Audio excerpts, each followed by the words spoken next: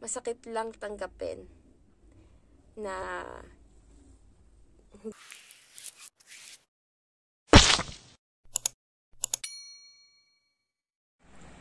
gagawa tayo ng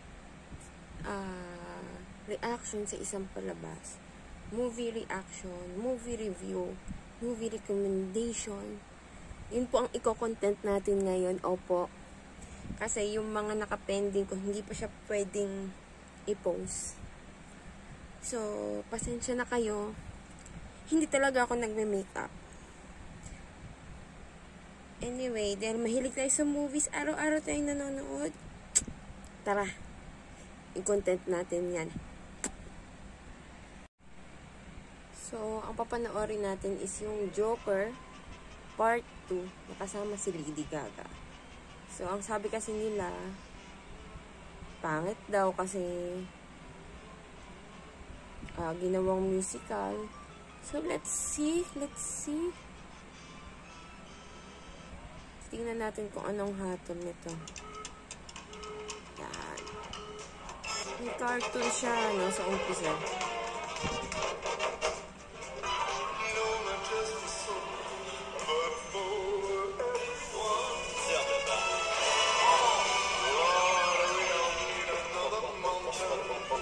Hindi ko makakalimutan yung one.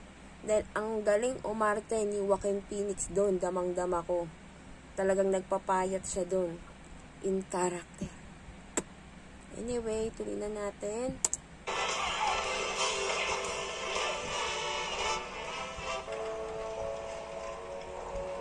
You got a joke for me today?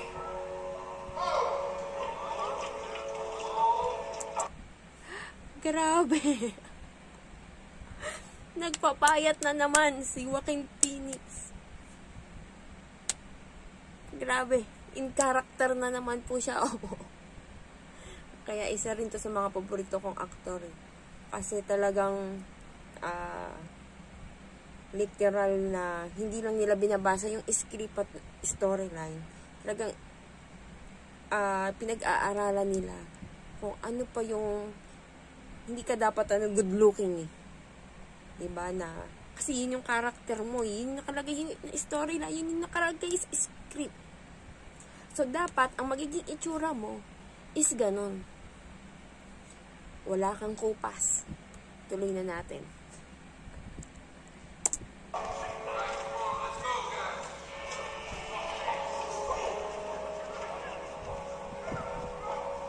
Grabe, ang payat.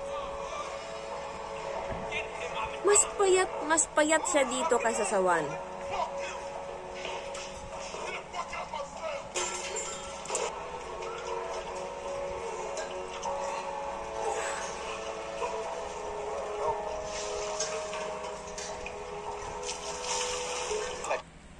Teka, magsasalamin ako kasi parang medyo nahihilo na ako. Wait lang.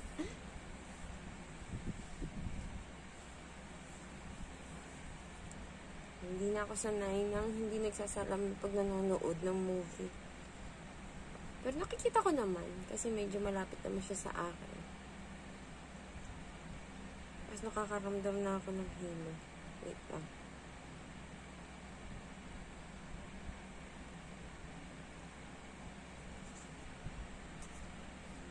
Okay, game. What's next, my dear?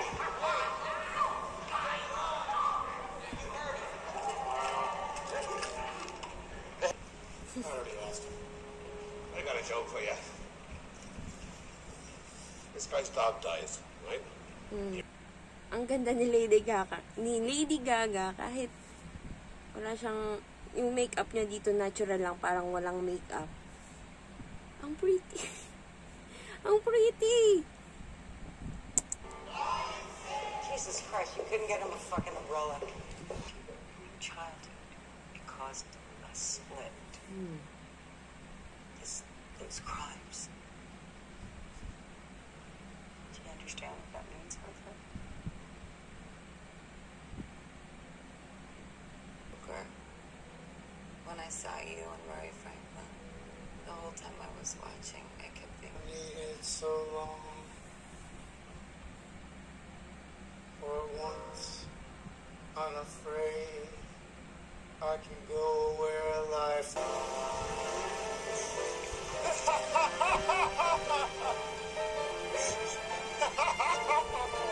You know they've been out there all week to see me. They want to talk to me. it's like I told you. Musical. I'm sick of these artificial barriers between the musical and the drama.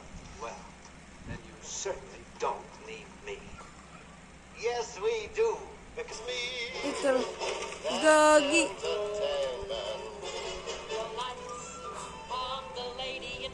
Or the bride with the gun. The last joke, if we can call it a joke. You get what you bleeping deserve. You just want to talk about my mistakes. You want to talk about the things that I did in the past. Not about who I am now. Ang ganda ng sinabi niya dito. Ang ganda ng sinabi niya dito. Totoo talaga, aminin man natin yung mga tao, maaalala ka sa mistakes. Not how I'm different now. O, diba? Sabi niya, nagbago siya. That's what we should be Bago talking siya. about, Patty. Okay. Ayan naman yung tawa niya, oh.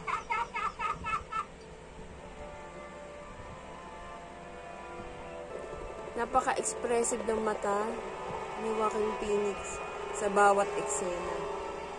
Mararamdaman mo yung arte niya. Kahit yung pagkanta niya.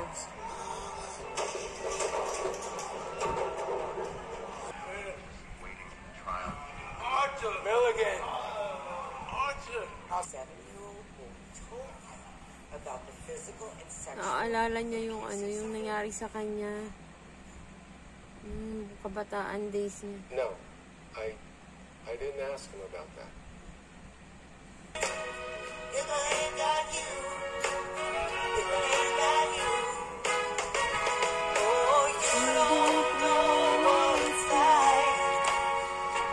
Baby, you don't know what it's like to love somebody, just like me. Kano kaya ang binayad sa carpenters nito? Close to you. On the day. So, expressive talaga ng mata ni Joaquin Phoenix. dead. Yes. You believe he was... There's always a joker. Got the law! Fate deals a hand and I see. The joker is dead.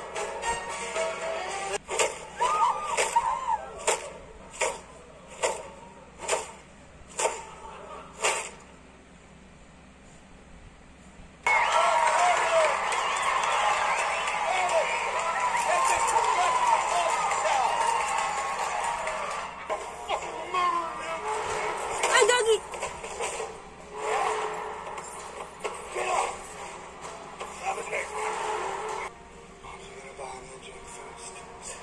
Ah! Magulat naman.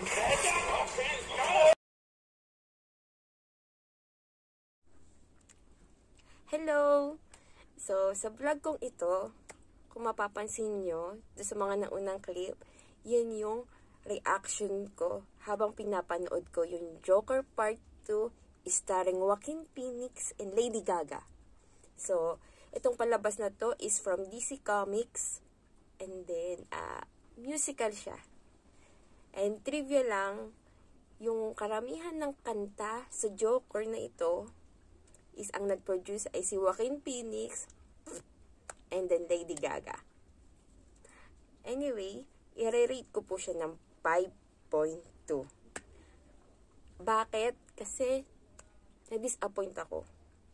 Na-disappoint ako kasi nawawala yung dopamine.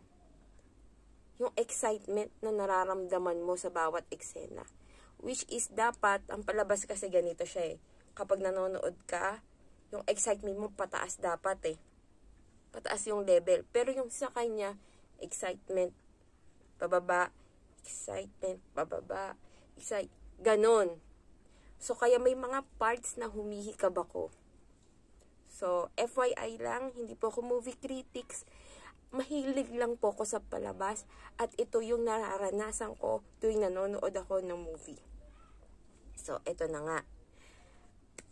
Wala po akong problema kay Joaquin Phoenix at kay Lady Gaga pagdating sa acting. Sobrang in character. Nagpapayat ulit si Joaquin Phoenix dito at si Lady Gaga.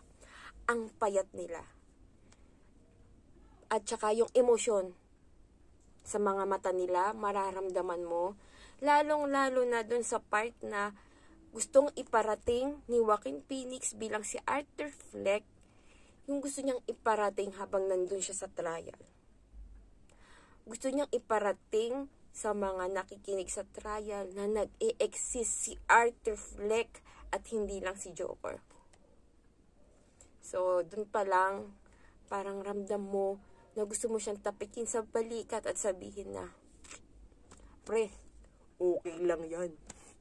Yung ganong pakiramdam. Tsaka dun sa story niya, dun ako naantig na nag-i-exist si Arthur Fleck. Kahit na pinagtatawanan siya, nabubuli siya, nag-i-exist siya. Hindi lang si Joker na bad side, dark side, whatsoever. Ito siya, oh. Yung mabait na Arthur Fleck, mapakumbaba, yun. Kaso hindi napapansin eh. Pero nung nag-Joker siya, ang daming pumansin, ang daming nagmahal sa kanya, ginawan pa siya ng palabas, libro. Pero yung Arthur Fleck, hindi nag-e-exist. So, yun yung gustong iparating ng palabas na to.